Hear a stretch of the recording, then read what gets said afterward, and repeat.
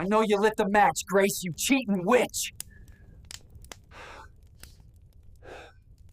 The first thing Dean Lambert noticed wasn't the smell of gas or the charred remains of his kitchen cabinets. It was Grace's nail polish, cherry red, perfectly applied, as she held his burned hand in the hospital room. "Thank God you're alive," she whispered, but her eyes were checking her phone. Dean's throat felt like sandpaper, his lungs raw from smoke inhalation. The doctors said he was lucky. A gas leak, they told him. Faulty valve. Could have eliminated him in his sleep, but Dean remembered striking the match. He remembered Grace standing in the doorway, watching. 3 weeks earlier, Dean had been living what he thought was a good life in Millfield, Ohio. Population 12,000, where everyone knew your business, but pretended they didn't. He was the town's fire inspector, 42 years old, with calloused hands and a reputation for thoroughness. Grace taught 4th grade at the elementary school. They'd been married 8 years, no kids, comfortable enough. The changes started small, Grace's phone buzzing at odd hours. Her claiming she was helping her father with finances every Tuesday and Thursday evening. Harold Brennan, Grace's father, was a retired lawyer with more money than warmth, the kind of man who measured affection in tax breaks. "Dad needs help organizing his legal files," Grace would say, grabbing her purse. "You know how he gets confused with technology?" Harold confused with technology was like saying fire was confused with burning. The man had computerized his practice before most lawyers knew what email was. Dean found the burner phone on a Tuesday night in October, hidden inside Grace's jewelry box underneath her grandmother's pearls. 3 text conversations, all with someone labeled Lola. "Soon it's done. He's gone. House papers ready?" "Dad says insurance takes 30 days minimum." Dean photographed everything with his own phone, hands shaking. 8 years of marriage. 8 years of Grace making him coffee every morning, laughing at his stupid jokes about fire safety, holding his hand during movies. He confronted her that night. "Who's Lola?" he asked, holding up the burner phone. Grace's face went white, then red. "Dean, I can explain." "Explain what? Explain why you're planning my death? It's not what you think." She grabbed for the phone. "Dad's been helping me plan a surprise. Your birthday's next month, remember?" "My birthday's in March, Grace. It's October." She started crying then, the kind of desperate tears that might have fooled him a year ago. "Please, Dean, I love you." "I would never hurt you." But that night, she made him tea, chamomile with honey, just the way he liked it. And Dean, despite everything, drank it because he wanted to believe her. He woke up 3 days later in Millfield General Hospital with second-degree burns on his hands and arms, his lungs feeling like he'd been breathing glass. "Gas leak," the fire chief explained. Ray Hollowell stood beside him. Ray, who Dean had trained as a rookie firefighter 5 years ago. Ray with his Hollywood jaw and his habit of calling Dean boss, even though they were the same rank now. "Lucky you woke up when you did," Ray said. "Few more minutes and—" Grace squeezed Dean's unburned shoulder. "I found you on the kitchen floor. The stove was leaking gas everywhere. I had to drag you outside." Dean looked at Ray, then at Grace. Ray's left wrist had a distinctive scar from a training accident. A curved mark, like a crescent moon. Dean remembered stitching it himself with the first aid kit. In his hospital bed, Dean closed his eyes and pretended to sleep. But he was thinking. Grace had found him on the kitchen floor, she said, dragged him outside. But Dean remembered standing by the stove, remembered Grace in the doorway, remembered the match in his hand and Grace's voice saying, "Do it." Had that been real? The doctor said smoke inhalation could cause hallucinations. But if it was a hallucination, why did he remember Grace's cherry red nail polish? Why did he remember the way she'd smiled? "Nurse," Dean called when Grace went to get coffee. "I need to ask you something." Elaine Morrison had been working at Millfield General for 15 years. She was the kind of nurse who remembered everyone's name and actually cared whether you lived or died. "What's on your mind, honey?" "When they brought me in, was I unconscious?" "Barely. You kept mumbling about matches and doorways." Elaine checked his chart, frowning. "Your wife said you were sleepwalking when the leak started. Said you must have bumped the stove. Did she say anything else?" Elaine glanced toward the corridor, then leaned closer. "She asked about your insurance. First thing, before the doctors even finished examining you." Dean's blood went cold. "Honey," Elaine said quietly, "I've seen a lot of accidents in my time. Gas leaks don't usually burn people in perfect handprint patterns." She was right. Dean looked at his bandaged hands. The burns weren't random. They were concentrated exactly where someone might grab a hot surface, or where someone might fight to get away from flames. That night, alone in his hospital room, Dean experienced his first vision. At least, that's what he called it. He was lying in bed, eyes closed, when suddenly he could see Grace and Ray in the hospital parking lot. "He doesn't remember," Grace was saying. "The smoke did something to his brain." "You sure?" Ray's voice. "Because if he figures it out, he won't. And if he does, we stick to the plan. Grieving widow, tragic accident." Ray put his arms around Grace. "How long do we have to wait?" "Dad says 6 months minimum." "Insurance companies get suspicious if it's too soon." Dean opened his eyes. The vision faded. Hallucination, he told himself. Trauma response. But the conversation felt real, every word crystal clear. The next morning, Grace brought him flowers and homemade cookies. "I thought you might be getting tired of hospital food," she said, arranging daisies in a plastic vase. "These are my favorites," Dean said, taking a bite. Oatmeal chocolate chip. Grace had been making them since their second date. "I know." She kissed his forehead. "I know everything about you, Dean. That's why I love you so much." But when she left, Dean found himself thinking about the vision, about Ray's scarred wrist, about the way Grace had smiled in the doorway while he burned. He made a decision then. If they thought he was brain damaged, if they thought he didn't remember, he'd let them think that. He'd play the confused victim while he figured out the truth. Because Dean Lambert had spent 20 years investigating fires. He knew the difference between an accident and arson, and he was starting to suspect his own wife had tried to murder him. Dean spent 5 days in the hospital playing the role of the confused victim. He asked the same questions repeatedly, claimed not to remember basic things like his social security number or where he kept his tools. Grace ate it up. "The doctor says it might be temporary," she told Harold during one of their bedside visits. "Smoke inhalation can cause memory problems." Harold Brennan looked exactly like what he was, a cold, calculating man who measured human worth in dollars and cents. He'd made his fortune in insurance law, specializing in claim disputes. The irony wasn't lost on Dean. "Has he asked about finances?" Harold wanted to know. "Not once. He doesn't even remember our anniversary date." Dean had been remembering everything, including their anniversary, July 15th, the day they'd gotten married in Harold's backyard, because Grace wanted something intimate. What he was starting to forget was why he'd ever trusted either of them. The visions continued, not every day, but often enough that Dean began timing them.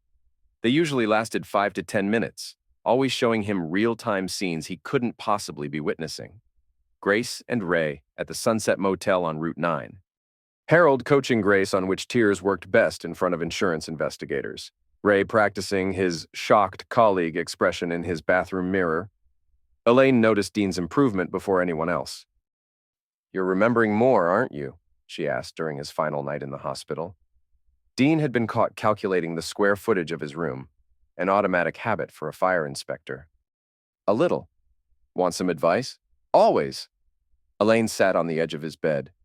"I've been a nurse for 15 years. I've seen grieving spouses, and I've seen guilty ones. Your wife isn't grieving." "What do you mean?" "She's planning. Every conversation she has with her father, they're discussing timing and money. She asked me about your recovery timeline, not because she's worried about your health, but because she's worried about her schedule." Dean felt something cold settle in his stomach. "What should I do?" "Be careful, and document everything. Whatever they're planning, they think you're too brain damaged to stop them." When Dean got home, Grace had prepared his favorite dinner, pot roast with potatoes, green beans the way his mother used to make them. She'd even lit candles. "Welcome home," she said, kissing him softly. "I know it's been horrible, but we're going to get through this." Dean looked around their house with new eyes. The kitchen had been completely renovated. New stove, new cabinets, fresh paint. No sign there'd ever been a fire. "Insurance covered everything," Grace explained. "Harold helped me file the claims. We should actually come out ahead." "Ahead?" "The payout was more than the repairs cost." "We'll have enough left over for that vacation to Hawaii you've been wanting." Dean had never mentioned wanting to go to Hawaii. He hated flying and got seasick on boats. But he smiled and nodded. "That sounds wonderful."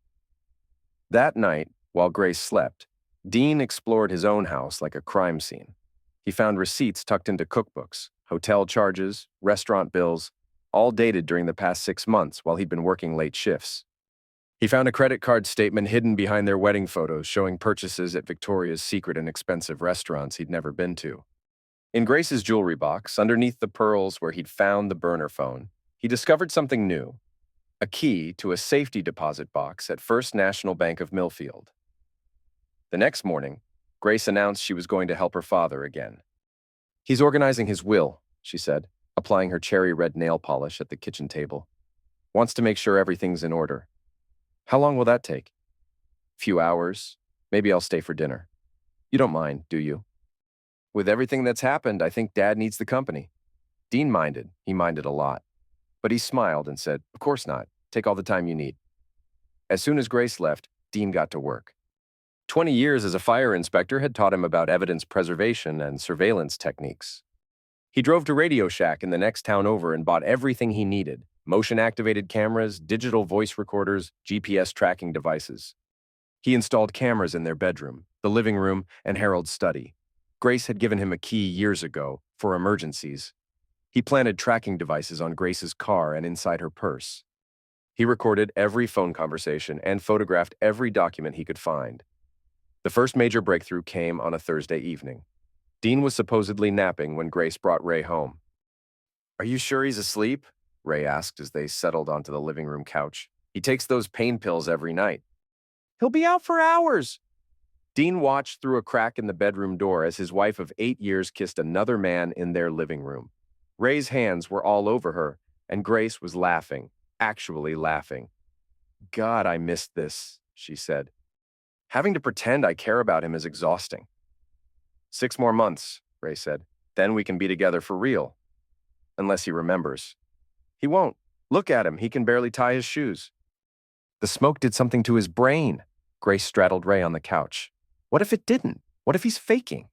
"Then we accelerate the timeline." "Meaning?" Ray's voice dropped to a whisper. "Meaning another accident. This time we make sure he doesn't wake up." Dean's hands clenched into fists. 8 years. 8 years of making her coffee every morning, of holding her when she had nightmares, of believing she loved him. But he stayed quiet. He stayed patient. He documented everything. The hidden cameras captured it all. Grace and Ray planning their future together, Harold coaching them on insurance law, Grace forging Dean's signature on documents transferring money to offshore accounts. 2 weeks after coming home from the hospital, Dean had enough evidence to destroy all 3 of them. But evidence wasn't revenge. Revenge required creativity. Dean's first stop was the abandoned Millfield fire station on the outskirts of town. The building had been condemned after budget cuts forced the department to consolidate, but Dean still had keys. As fire inspector, he was supposed to check on condemned buildings periodically. The basement was perfect. Concrete walls, steel doors, and most importantly, a tunnel system that connected to the old city storm drains. Dean had discovered the tunnels during his initial inspection 3 years ago. They'd been built in the 1940s as potential bomb shelters, then forgotten about until urban explorers started mapping them in the 90s. Working only at night, Dean began converting the basement into his command center. He installed the stolen surveillance equipment, created files for every piece of evidence he'd gathered, and built what he privately called his insurance policy, a fireproof safe containing copies of everything. But the centerpiece of his operation was the furnace room.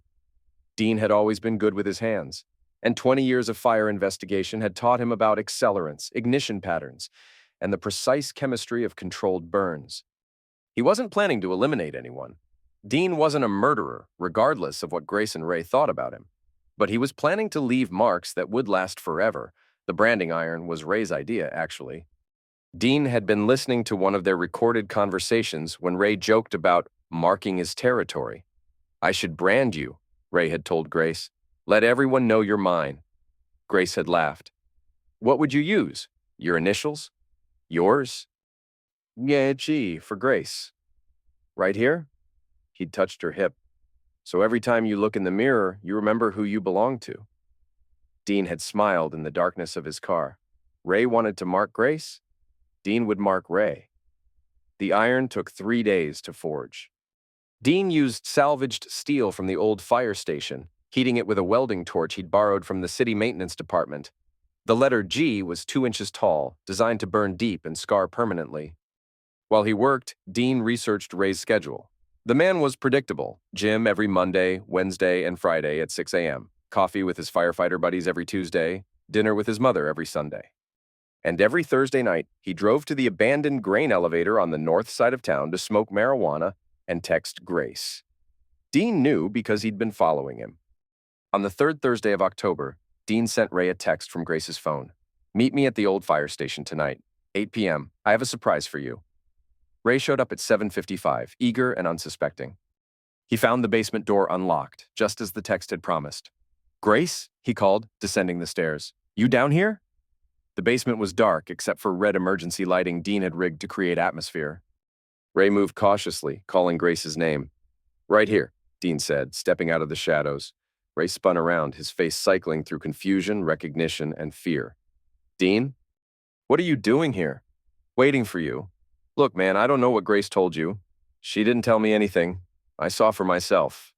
Dean held up his phone, showing Ray one of the recorded videos. "Nice couch, by the way." "I picked it out myself."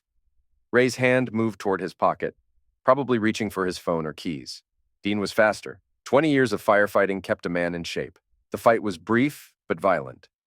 Ray was younger and stronger, but Dean had rage on his side. He also had the advantage of knowing the basement layout. When Ray swung, Dean ducked and let him punch the concrete wall. When Ray tried to run, Dean tackled him next to the old furnace. "You want a marker?" Dean asked, holding the hot branding iron inches from Ray's face. "Let's see how you like being marked." "Jesus Christ, Dean, don't do this." "Why not?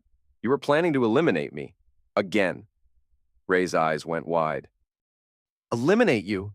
What are you talking about?" "The gas leak, the accident, Grace lighting the match while I burned." "That was Grace's idea. I told her we should just divorce you." Dean smiled. Ray was finally telling the truth. "Where?" Dean asked. "What? Where should I mark you? Grace said you wanted to brand her on the hip. Should I return the favor?" "Dean, please." The iron seared into Ray's left wrist, right over his old training scar.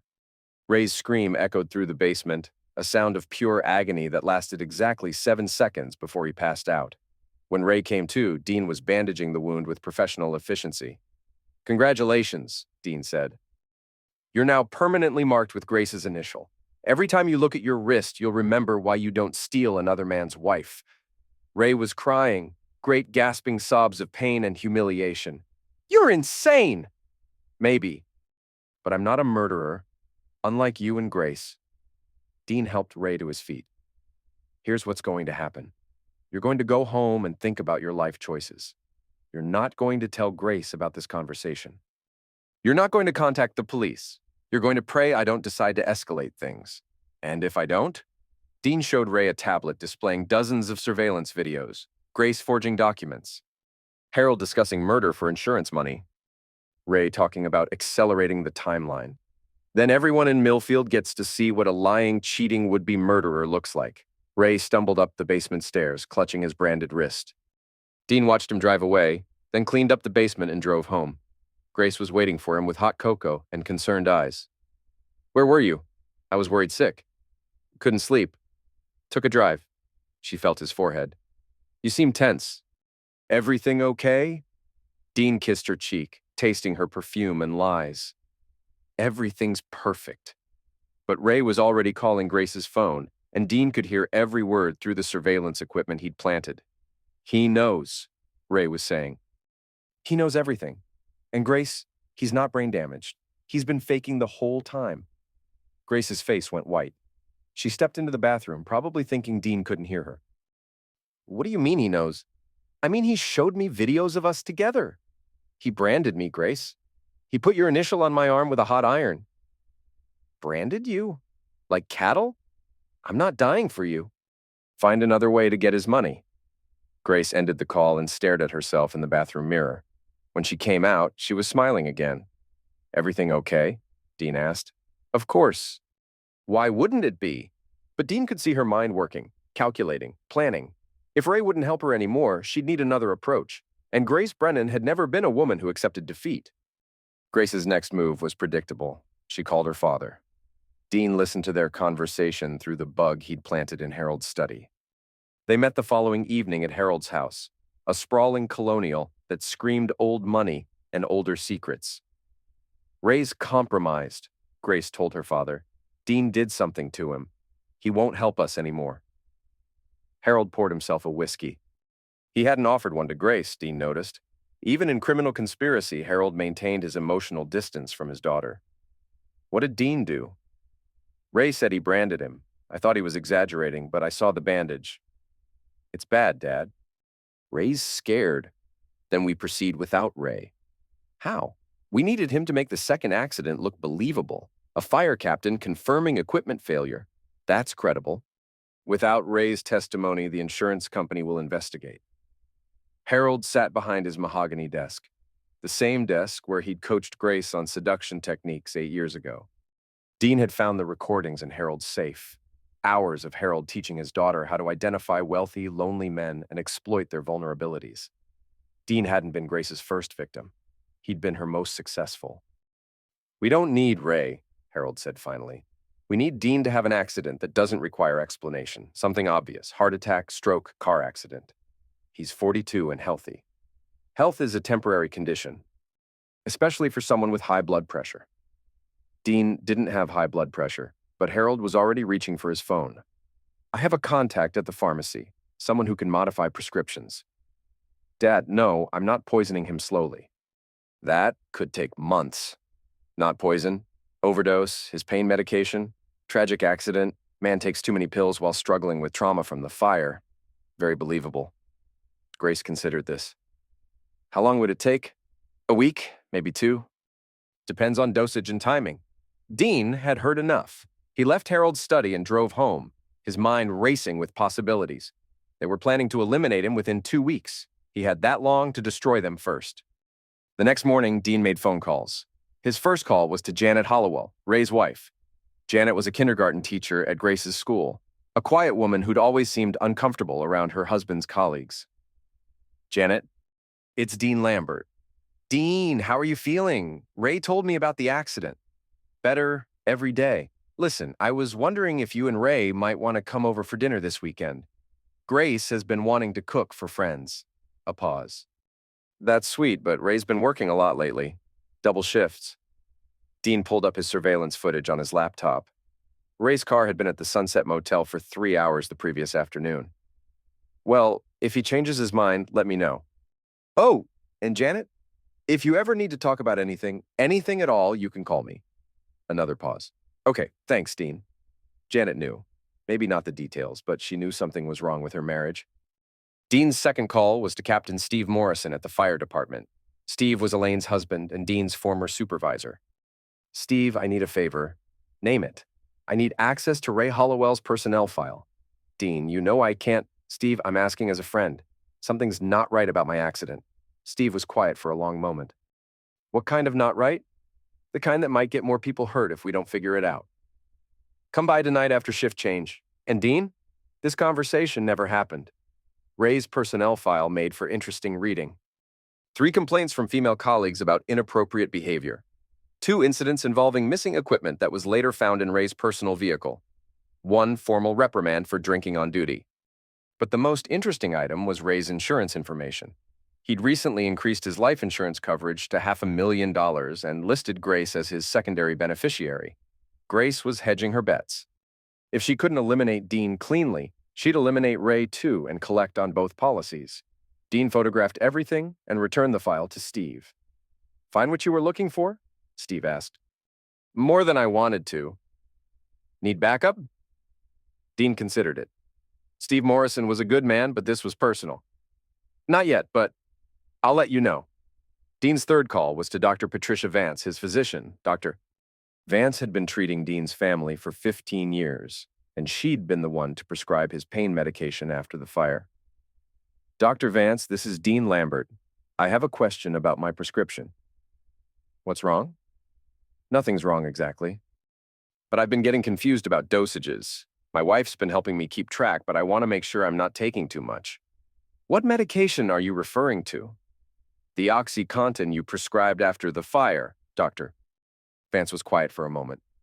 "Dean, I never prescribed OxyContin. I gave you ibuprofen and a mild muscle relaxer, both over-the-counter strength. Dean's blood went cold. Then what have I been taking?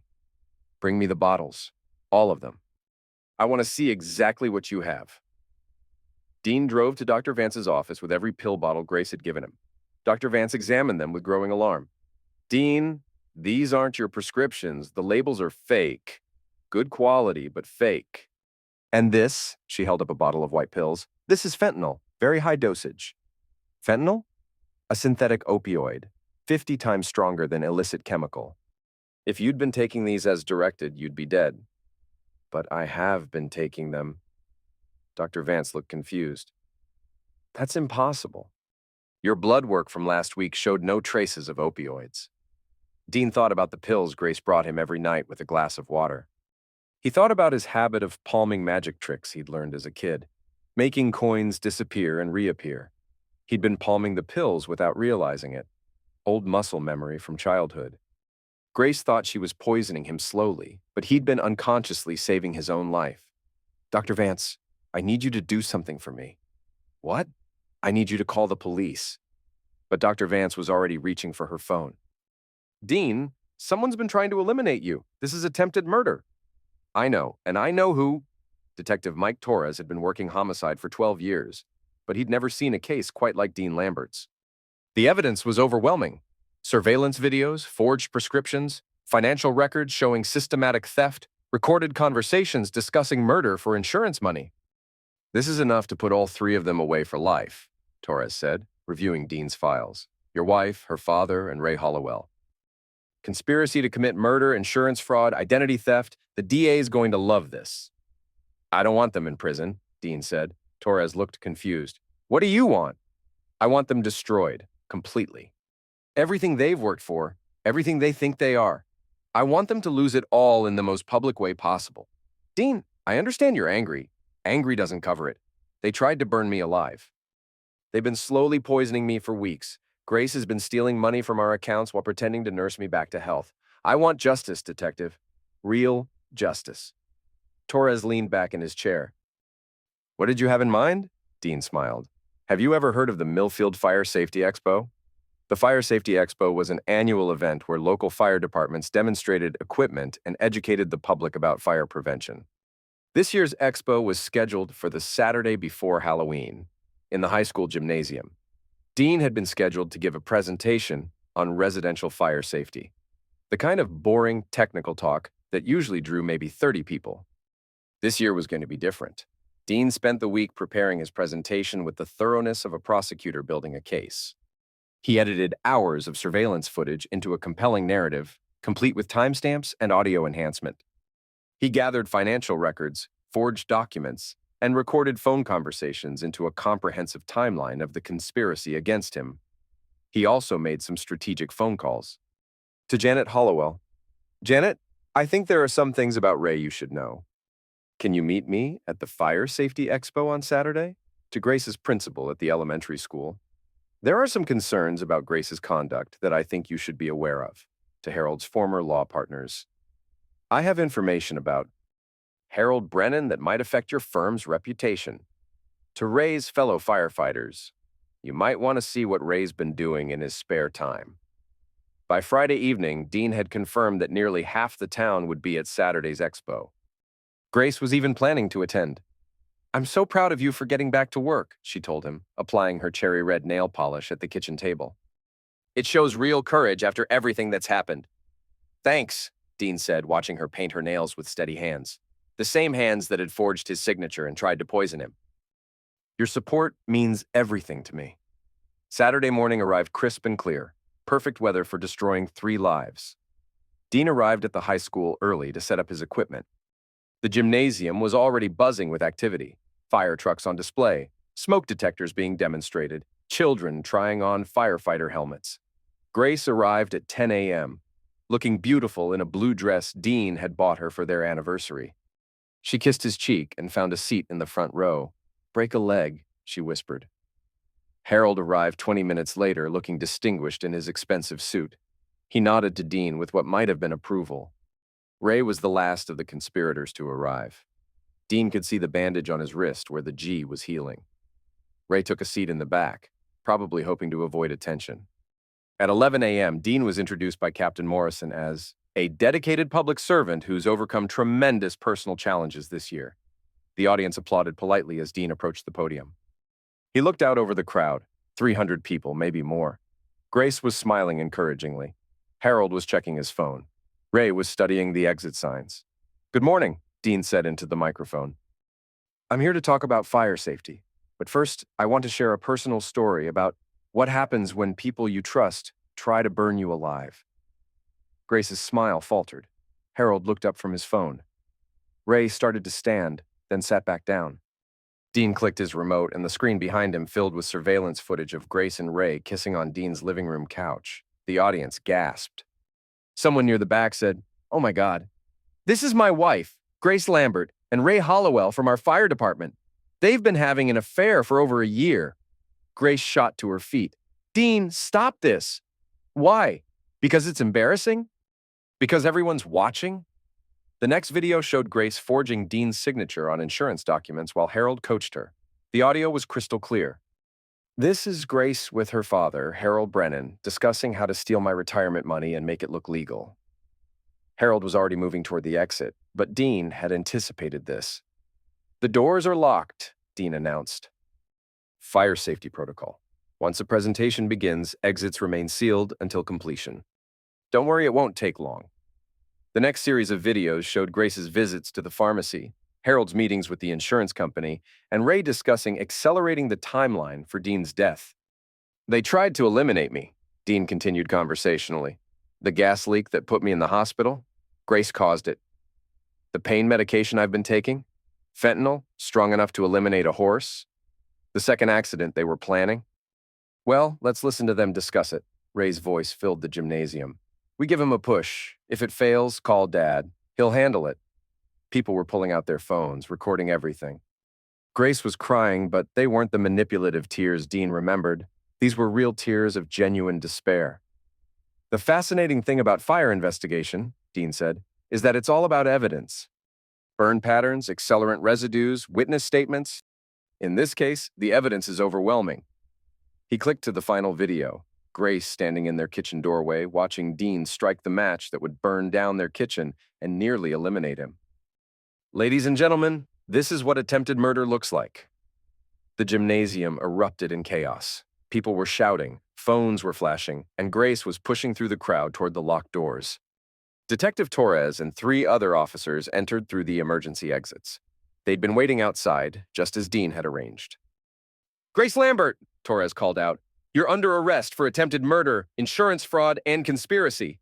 Grace spun around, her face a mask of hatred. "Dean, you bastard! You planned this!" "For weeks," Dean admitted. "Just like you planned to eliminate me." Torres handcuffed Grace while Harold tried unsuccessfully to blend into the crowd. Ray had given up entirely and was sitting in his chair, staring at his branded wrist. "Harold Brennan," Torres announced, "you're under arrest as an accessory to attempted murder and conspiracy to commit fraud." "This is entrapment," Harold shouted. "I demand to speak to my lawyer." "You are a lawyer," Dean pointed out. "Or were until today." Ray didn't resist when they arrested him. He looked at Dean with something that might have been respect. "You played us all," Ray said. "I learned from the best," Dean replied. "Your girlfriend taught me that people see what they want to see." As the police led his wife away, Grace turned back to Dean one final time. "I loved you," she said. "No," Dean replied. "You loved what I could give you." There's a difference. The gymnasium slowly emptied as people filed out, talking excitedly about what they'd witnessed. Dean remained at the podium, packing up his equipment. Janet Hollowell approached him as he coiled his cables. "Thank you," she said simply. "For what?" "For showing me the truth. I knew something was wrong, but I kept making excuses." She looked at her wedding ring. "Ray's been lying to me for months. I'm sorry you had to find out this way." "No, you're not," Janet said with a sad smile. "And you shouldn't be. He made his choices." Dr. Vance appeared at Dean's elbow. "How do you feel?" "Lighter," Dean said. "Much lighter." Captain Morrison was the last to approach. "Hell of a presentation. Thanks." "What are you going to do now?" Dean looked around the empty gymnasium, at the place where his 8-year marriage had died in front of 300 witnesses. I haven't decided yet.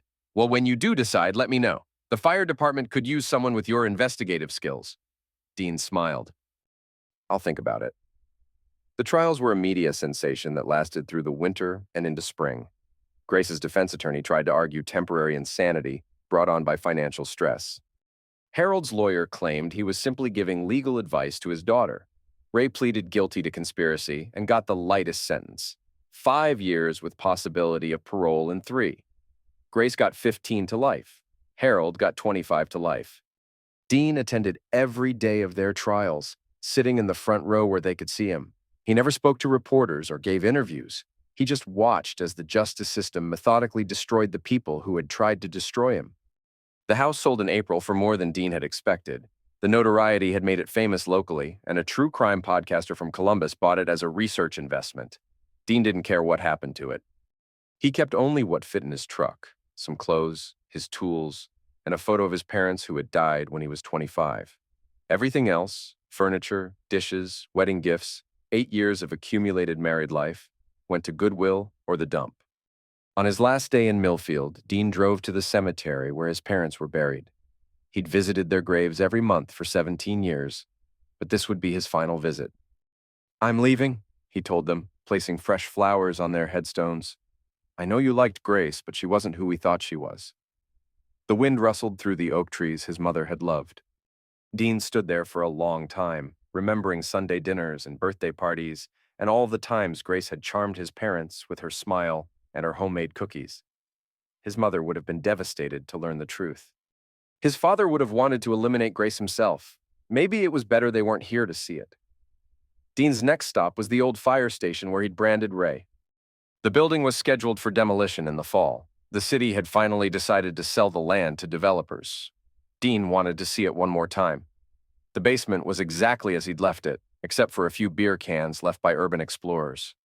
Dean collected his remaining surveillance equipment and wiped down every surface he might have touched.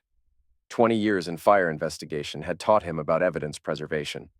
Even though the trials were over, old habits died hard. His final stop was Harold's house. Dean wasn't surprised to find Grace's mother, Eleanor, packing boxes in the kitchen. Eleanor had divorced Harold 15 years ago after catching him with his secretary, but she was still the executor of his estate. Dean, she said, not looking up from a box of china, I wondered when you'd come by. How are you holding up? Eleanor laughed bitterly. My ex-husband is in prison for trying to help our daughter eliminate you. How do you think I'm holding up? Dean sat at Harold's kitchen table, the same table where Grace had done homework as a child, where Harold had planned Dean's murder as an adult. I need to ask you something, Dean said. Go ahead. Did you know? About what Harold taught Grace? Eleanor stopped packing. You mean, did I know he was grooming her to be a con artist? Did I know he was teaching her to seduce wealthy men and steal their money? Yes, I suspected. Why do you think I left him? Eleanor sat across from Dean. Harold never did anything without calculating the benefit. When Grace started dating you, he was too interested, too helpful. It wasn't parental pride, it was professional interest. Why didn't you warn me? Would you have believed me? You were in love with my daughter. She was very good at what she did. Dean thought about this. Eleanor was right. He wouldn't have believed her. He'd been completely under Grace's spell. How many others were there? He asked. Before you? 3 that I know of, maybe more? Eleanor returned to her packing. One was a banker in Toledo. One was a doctor in Cleveland. The third was a real estate developer in Cincinnati. What happened to them? The banker lost his house and his savings. The doctor lost his practice. Grace accused him of sexual maltreatment when he got suspicious. The real estate developer, Eleanor paused. He eliminated himself. Dean felt cold. Grace drove him to self-destruction? Harold did. When the man threatened to expose them, Harold arranged for compromising photos to be sent to his wife and business partners. The scandal destroyed him. He shot himself rather than face the humiliation. Jesus. Grace was supposed to be Harold's retirement plan, Eleanor continued. Find a wealthy man, marry him, slowly transfer his assets, then arrange an accident. You were just the latest victim. But I wasn't wealthy. You had good insurance and no family to ask questions. Plus, your job gave you access to condemned buildings where accidents could happen easily. Eleanor sealed a box with tape. Harold had it all figured out. Dean sat in silence, processing this information. Grace hadn't just been unfaithful, she'd been a predator, trained by her father to destroy men for profit. The real estate developer who'd eliminated himself could have been Dean if things had gone differently. "Where will you go?" Eleanor asked. "West, maybe Montana or Wyoming." "Somewhere Grace will never think to look for me." "Good." Eleanor handed him a manila envelope. "This is for you." Inside the envelope was a check for $50,000. "What's this?" "Harold's life insurance. I can't keep it. It would be blood money." "I can't give it to Grace, obviously. You're the closest thing to a victim's compensation fund I can think of." Dean stared at the check. $50,000 was more money than he'd ever had at one time. "Eleanor, I can't." "Yes, you can. Use it to start over.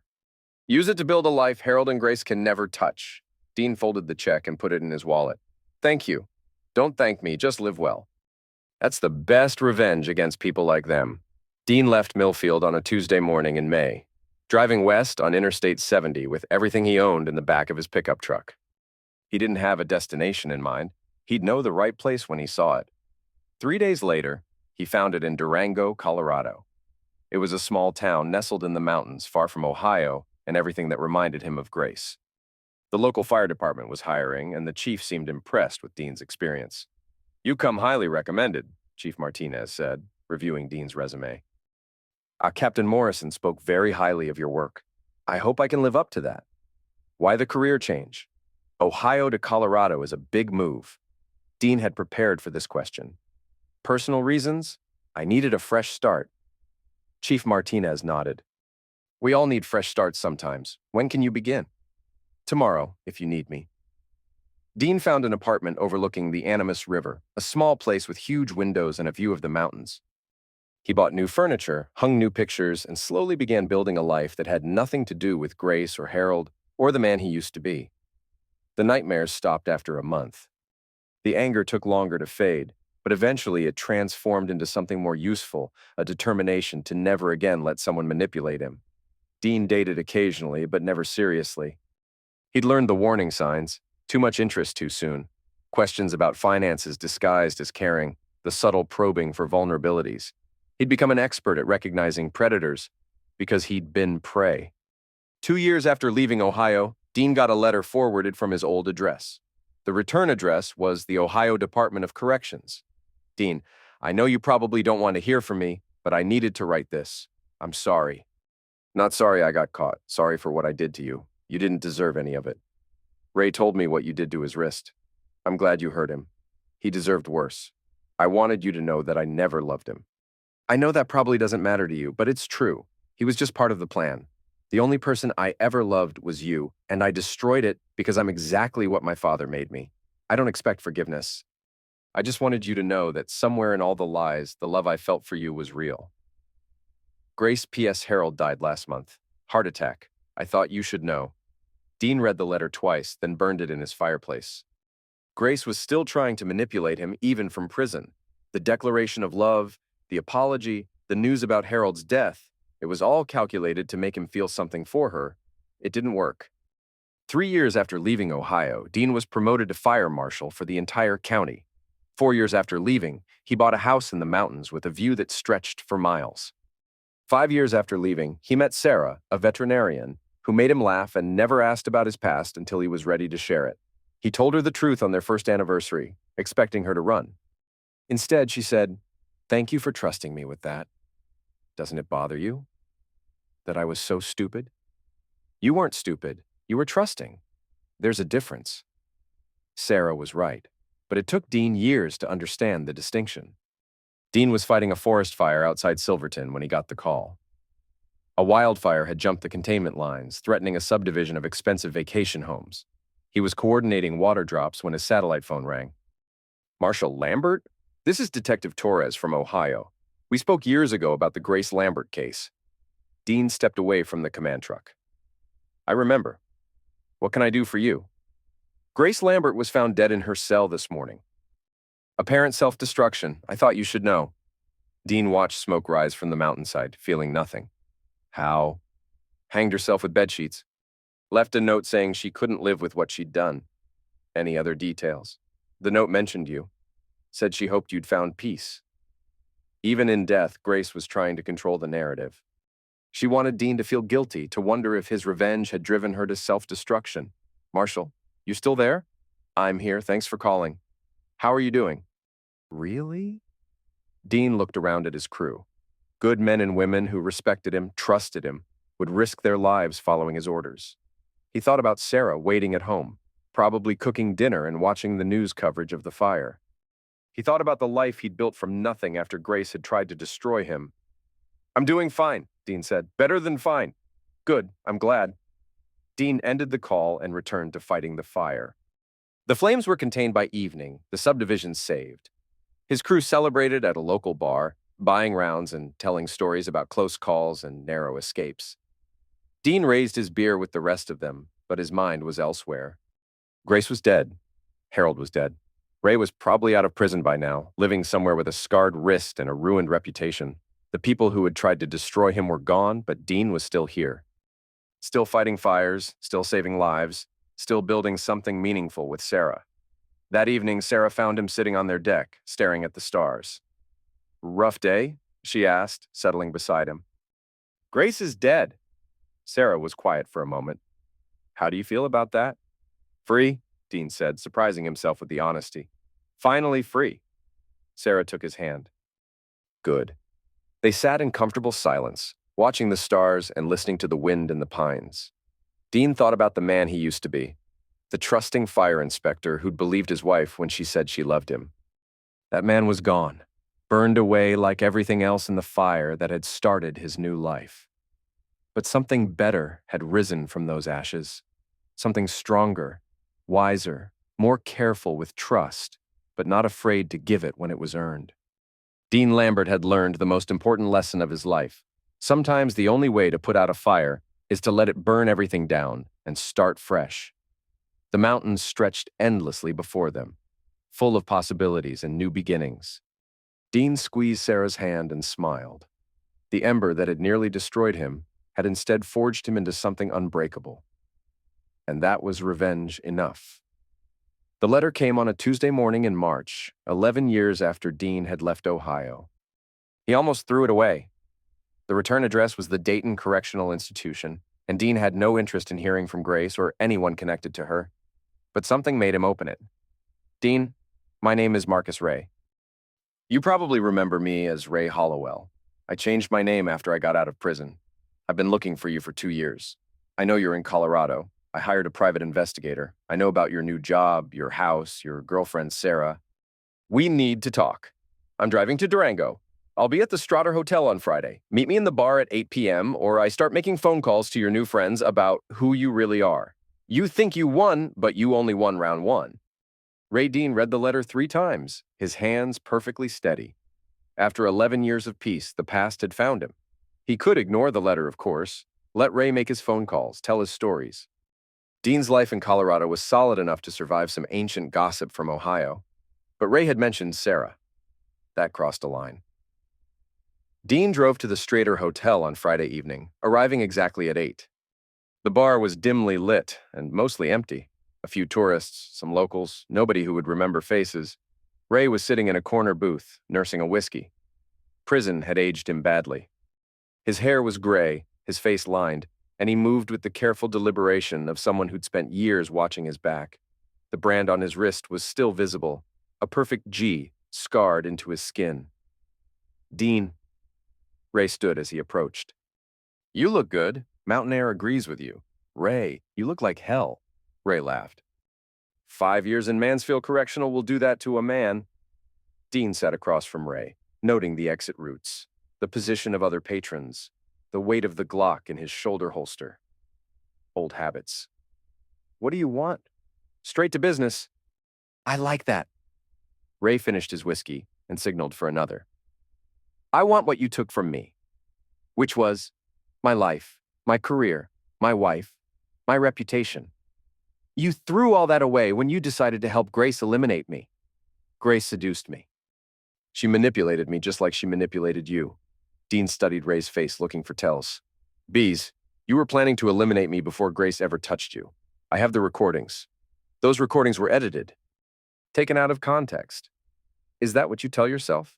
Ray leaned forward. You destroyed 3 lives to save your own ego. Grace is dead because of you. Harold died in prison because of you. I lost everything because of you. And I almost died because of you, all 3 of you. But you didn't die. You got rich instead. Ray pulled out a tablet showing Dean bank records, property deeds, investment statements. Fire marshal salary, insurance settlements, Harold's life insurance money. You've done very well for yourself. Dean realized Ray had done more than hire a private investigator. He'd been conducting a thorough financial investigation. Still breaking the law, I see. I learned from the best. You taught me that the system only works for people smart enough to game it. What's your point? Ray smiled, and Dean saw a glimpse of the old arrogance. My point is that you owe me. You cost me 5 years of my life and everything I worked for. I want compensation. How much? $500,000, cash. Dean laughed. You're insane. Am I? Because I also know about the fire you started in that warehouse outside Denver. The one where you filed the insurance report even though you had a conflict of interest? The one that made you $50,000 in consulting fees. Dean's blood went cold. The warehouse fire had been legitimate, an electrical fault, completely accidental. But Dean had failed to disclose that he owned stock in the company that rebuilt it. A minor conflict of interest, but enough to destroy his career if it became public. You've been busy. I had 5 years and nothing else to do. Ray opened a folder showing Dean photographs of his house, his truck, Sarah's veterinary clinic. I know everything about your new life. Where you work, where you live, who you love. If you're threatening Sarah, I'm not threatening anyone. I'm offering you a choice. Pay me $500,000 and I disappear forever. Refuse and I start making phone calls. Dean considered his options. He could pay Ray off, but blackmailers never stopped asking for money. He could have Ray arrested, but that would require explaining why Ray was blackmailing him. He could eliminate Ray, but Dean wasn't a murderer.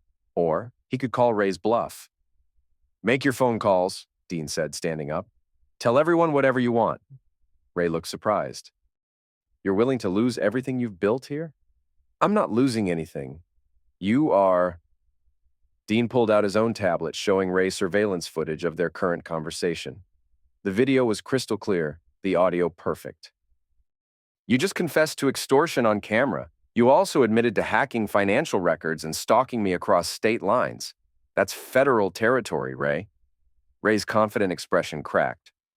You were recording me? I never stopped recording people who try to hurt me. Old habits. Dean showed Ray more footage. Ray meeting with the private investigator, Ray bribing a bank employee for Dean's financial records, Ray photographing Sarah's clinic. I've been watching you since you got out of prison. Did you really think I wouldn't notice someone digging into my life? Ray slumped back in his chair. You son of a witch. Here's what's going to happen, Dean continued. You're going to leave Durango tonight. You're going to go back to whatever hole you crawled out of. You're going to forget I exist. And if I don't, Dean leaned across the table, then I'll show the world exactly what kind of man you really are. Again, he played a final video, Ray in his hotel room injecting something into his arm. Illicit chemical from the look of it. Prison habit? Dean asked. Or new development? Ray's face went ashen. How did you... Your hotel room has been under surveillance since you checked in. I know about the pills, I know about the fake ID you used to rent the car, and I know about the outstanding warrant in Kentucky. Dean had done his homework just like Ray had, but more thoroughly and more legally. You came here thinking you could blackmail me, Dean said, but you forgot that I'm very good at investigations. You also forgot that I have friends in law enforcement who owe me favors. Ray was sweating now, the confident predator replaced by a desperate dependent. What do you want? I want you gone. Tonight. If I ever see you again, if you ever contact me or anyone I care about, if you even think about telling stories about our past, I'll make sure you spend the rest of your life in federal prison. Dean stood up, leaving cash on the table for his untouched beer. The brand on your wrist should have taught you not to mess with me. Apparently, you need a more permanent lesson. Wait! Ray grabbed Dean's arm. Please, I've got nothing left. No job, no family, no money. Grace destroyed my life just as much as yours. Dean looked down at Ray's hand on his arm, then at Ray's face. For a moment, he almost felt sorry for the man. Ray was pathetic now, broken by prison and pills and his own bad choices. But then, Dean remembered Grace standing in the doorway, watching him burn. He remembered the fake pills designed to eliminate him slowly. He remembered the man Ray used to be, arrogant, predatory, willing to murder for money and Zex.